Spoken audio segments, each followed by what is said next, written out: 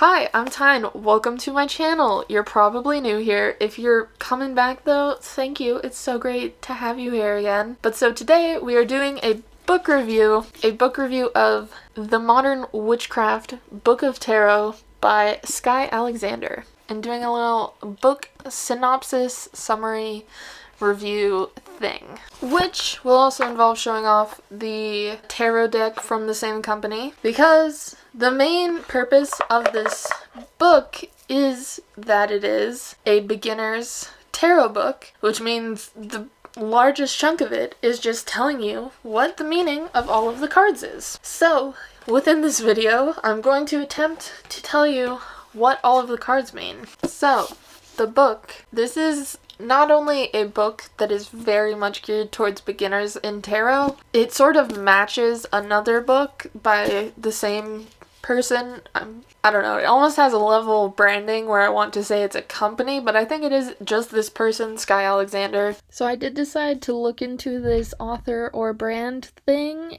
and there is a whole series in this modern witchcraft type guides, and the first several in Amazon are all by Skye Alexander, but then it turns to this other person called Judy Ann Nock, who has also written several in the same series, and as I figure out, the cards have a different name on them, but that could just be the artist, and Skye Alexander did the, authoring, quote-unquote. So yeah, there's the answer. But so they also have a book that's sort of a beginner witchcraft book, which is a whole other ballgame. This one is just tarot, and I want to get into how well I think it introduces the tarot and how useful it is for beginners. There's, broadly speaking, 3 sections, I think. There's sort of a background information about tarot, sort of general stuff, and then it goes through all of the cards individually. Oh, there's 4. So there's a section on reading the cards, and then a section on using the cards in magic. Just by the inclusion of that 4th section, there is sort of an inclination towards Wicca, or sort of modern Western American witchcraft that's sort of becoming more popular. There's a lot of those ideas sort of based in this, and that is where the approaches to magic at the end of the book seem to come from. So the beginning intro part does get a little bit too general, where I was like, I don't have the attention span for this, because I tried to start at the beginning of the book and then I just gave up, and I basically used it as a reference book for a really long time, just flipping to a card when I wanted to look it up to help me build up that memory. But eventually I did go back to the beginning and found some more useful stuff in there, but it sort of starts with just what is an oracle, sort of general thoughts about divining and how the tarot is a tool related to those other practices. And then sort of the supposed history of tarot out of playing cards, and the major decks, the Rider-Waite and the Thoth, I'm not sure. But then the part that I found extremely helpful for learning and memorizing cards as a beginner was this section, the language of symbols. So basically, it gives you sort of all the puzzle pieces you need to understand a tarot card, so that you don't have to just memorize it, but if you know these puzzle pieces, you can put together the meaning. So it goes over sort of the symbolism of color and what colors tend to represent in art, and therefore in these decks, for the purpose of divining. So it's a little different than what you might traditionally associate some of the colors with, but also a lot of it fit what a Western cultural perspective on color would generally go with. But then it goes into the suits and how the suits are associated with the elements, and therefore what those elements mean. The wands are associated with fire, so the fire element is very feisty, actiony. Let's see what else they say. Self-expression and inspiration. And then you have the cups, which are linked to water, which is a little bit more of an obvious link to me. So that is much more emotional, and also an emphasis on sort of creative energy. And then pentacles is the representative of an earth element, and that is a lot more about the physical world, so things like wealth, your job, anything like that, as well as swords. So swords are associated with the air element, so they're more about intellect and the mind and logic, rational thinking, all of that. It also goes over some alternate suits. So, for example, wands can also be called rods, staves, clubs, batons, and other things. I think pentacles is often something else like shields, coins. So basically that there's other ways for these elements to be represented, but that every deck will have those 4 elements as the basis for the 4 suits. So once you understand that, once you pull a Cups card, you're like, oh, I'm looking at this through the lens of it being related to emotions, relationships, reflectiveness, those kinds of things. And then it has a list of like symbols, so things like a triangle, a star, a square, vertical lines, horizontal lines, spiral, sun, moon, even snake, lantern. I guess these are some of the more common ones, but this sort of random list I didn't look into that much. I think it's interesting to think about shapes and what shapes mean, but I think for a lot of the more like objects, you should just go with like, what does that object represent? Like a lantern represents light. The sun also represents light. So I didn't find that part as useful. It also goes into numerology and tarot because the suits also have all of the numbers 1 through 10, which have numerology associated with them. That is sort of the basis of the meanings in the cards. Then, if you kind of remember what the 1 through 10 tends to represent, you just pull that card from a suit and it's the element plus the number, and you can kind of figure out the meaning. I think at some point they kind of talk about the court cards, but I might have missed it. Because there's also sort of just a distinct meaning to the page, knight, queen, and king, but I don't know if they actually covered it. Oh, they cover a significator and kind of get into what those, I just forgot the word, I just said it, those court cards represent in terms of using them as significators. You also just pick up on those trends as you read through all the meanings of the cards. So now this just huge section of the book, really most of the book, is about a page to a page and a half, almost 2 on some of the like major arcana, about what every single card means. Here, I'm gonna show you. I've already destroyed the spine of this book from how much I've used it, but this whole section is the meaning of the cards. This side's the introduction, and this side is reading them and using them in Magic. So you can see that it is really a book about what the cards mean, and the way the meaning of each card is laid out is definitely meant to supply ideas to beginners and not really to like elaborate or dig into it that deeply. So I'm gonna give you the general layout of what one card looks like. So it gives you some keywords, which if you're doing a quick reference, you can kind of just focus on those. When I was first learning the cards by just doing a daily pull and then looking up that meaning, I would read the whole thing, and then if it was maybe one I knew I'd seen before but I wasn't quite triggering, I would kind of scan it to see if I could remember important points. But it gives you almost sort of an introduction or summary of what the symbolism in the card is, and then it gets more into like how to interpret a meaning out of that. So it gives you upright as well as reversed, which there's obviously some controversy about whether to even read reversals or how to interpret reversals. I do like the way that most of the reversals are given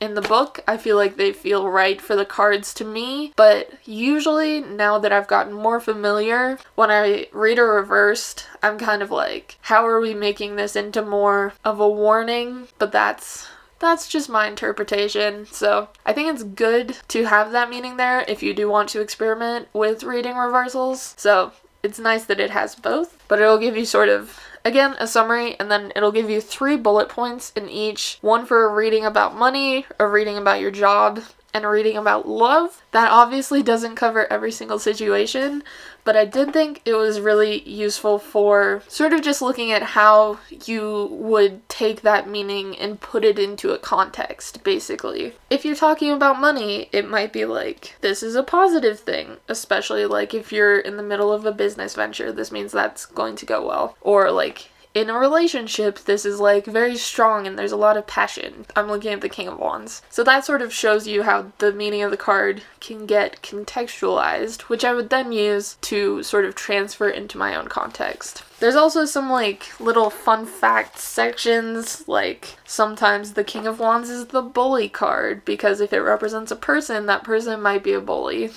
A reversed king.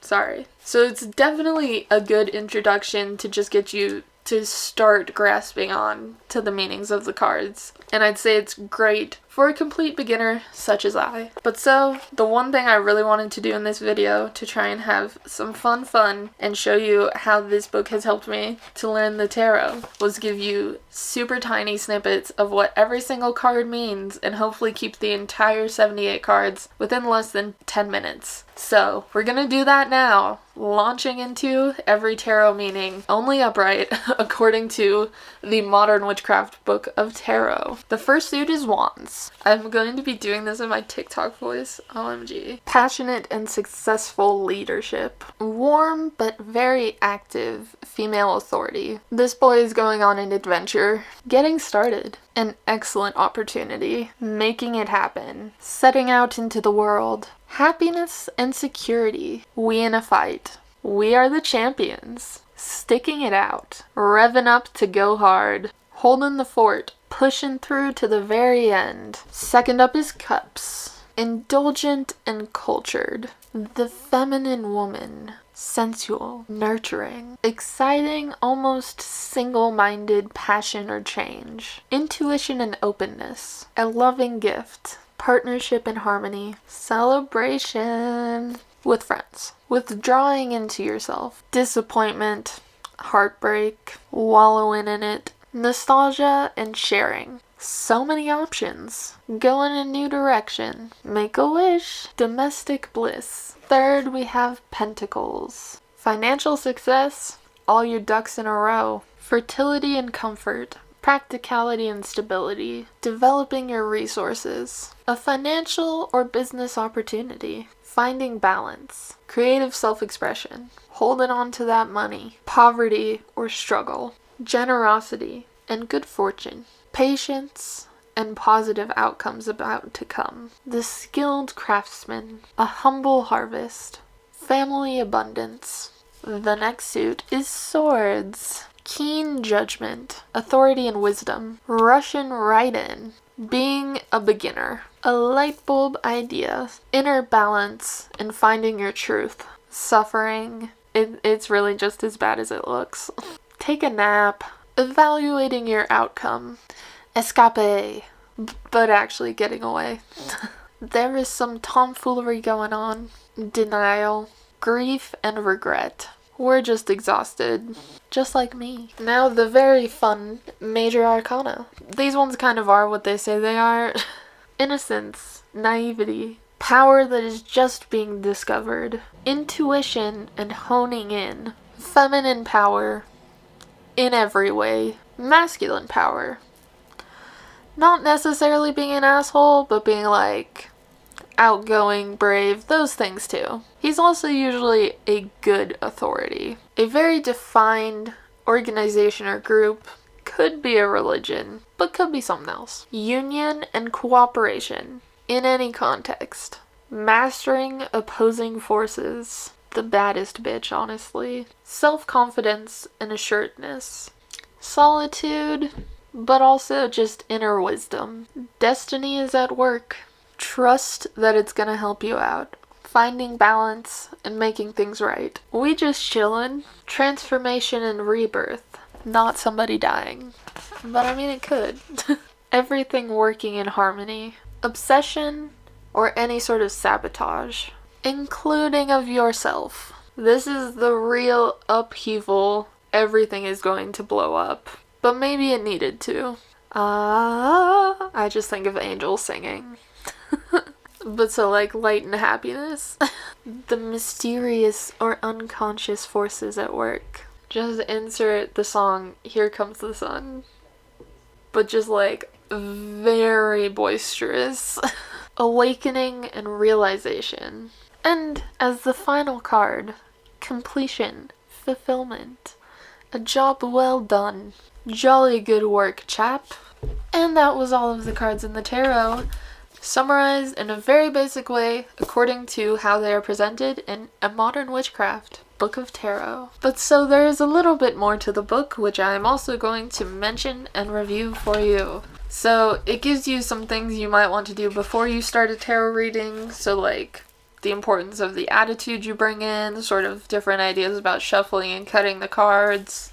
And then it goes into a significator.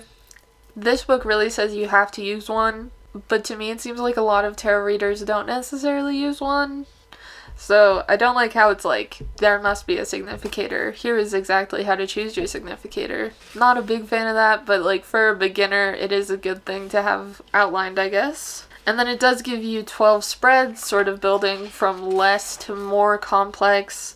So it gives you an idea if you're going to do just a 3 or 4 card spread, what those cards could be meaning. It does give you a couple options for those ones. And then it goes into a 5, a 7, the Celtic Cross, which is a classic. And then it gives a few more that I think are a little unique or not necessarily like core, but like some things to try out. I don't know, maybe people do use these as a core type of spread, but they seem a little bit more like niche. I've always read it as niche. Whatever. Like it even mentions a sort of like feng shui spread, which seems a little out of place and potentially like culturally weird. Like I'm not sure if you should just casually mention feng shui for people to be doing stuff without any sort of context or background, but that's just me. I'm sort of touchy on those things. Maybe people who know a lot about feng shui are like, you can kind of just go for it. But I don't know, so I can't say. So then it gives you spells. This section I did read through, but I haven't done any of the spells. I am kind of into witchy shit, but not as into chatting about that on the internet yet because I'm a baby. But I thought it was interesting to read through just for like ideas of things you could do. It's also just good to sort of see how you can pick out specific cards to maybe even put on something like a vision board if you want to be channeling that energy, you know? But it focuses on love and then money and then some more just random ones, I think. And then it's got some final tips for where to go from there, which I think is great. Way to acknowledge that this is a beginner book. But so, overall thoughts. I think this is a great first reference for getting to know the cards and using it really just as a reference, helping yourself to really see patterns as well. Like you will notice that the 5 cards are always a little bit of a struggle bus compared to something like a 3 or the aces. The aces are all pretty good, but 5s not so fun all the time. 7s also not so fun all the time. But so as you're using it and you start noticing those patterns, you can dive into sort of the explanations at the beginning a little deeper and have something to connect it to in terms of like the numerology especially, because the numerology is kind of a lot to just like memorize, but once you have seen those themes happening and started connecting the dots yourself, it's nice that it'll give you something sort of solid to ground it to. So that is how I would recommend using this book. I also think it's a good set of spreads to start out with because it's not just like one thing. There is sort of a variety of things it wants you to be able to do with the spreads. And yeah, I think it is a good beginner book, but I think that if you are really serious about tarot, you're gonna outgrow it pretty quick, as I feel I have. The main thing I still use it for is to reference their ideas about how to read a reversed card if I'm not so sure and I want to sort of have an idea given to me that I can be like, that sounds good, or no, that's not quite what I think is going on here. So I do like that it has the reversed interpretations and I still reference those, but otherwise she has done her service and I'm very excited to get something that goes deeper into all of the cards and the symbolism and the archetypes and all of that. So I do recommend it for a baby, but if you already know the cards, there's not really anything else that this is offering. There you go. There's my review.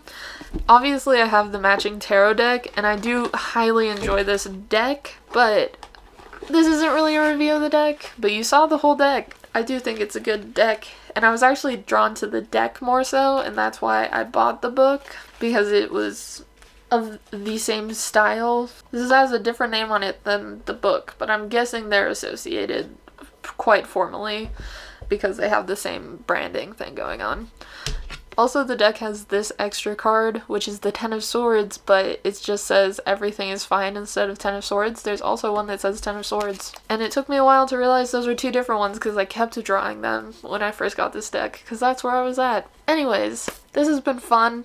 I love tarot. I also like doing book reviews. I think this is fun because I've been wanting to just vomit knowledge and not been able to figure out a way to put structure to it, and I think book reviews is a good way to put some structure to my knowledge vomit. Also, I'm sitting in front of my to-read shelf. This is all to be read. That over there is stuff that I've read, and almost everything else that I've read. I've recently donated like 12 paper bags full of books. So, to be reads. So I'm hoping to be able to come back to you with more book reviews about stuff around spirituality and culture, because that's what I'm really into. So, if you did watch this, I hope you found it useful, and I hope you enjoyed it, and I hope to see you again if you hit that subscribe button. See you next time!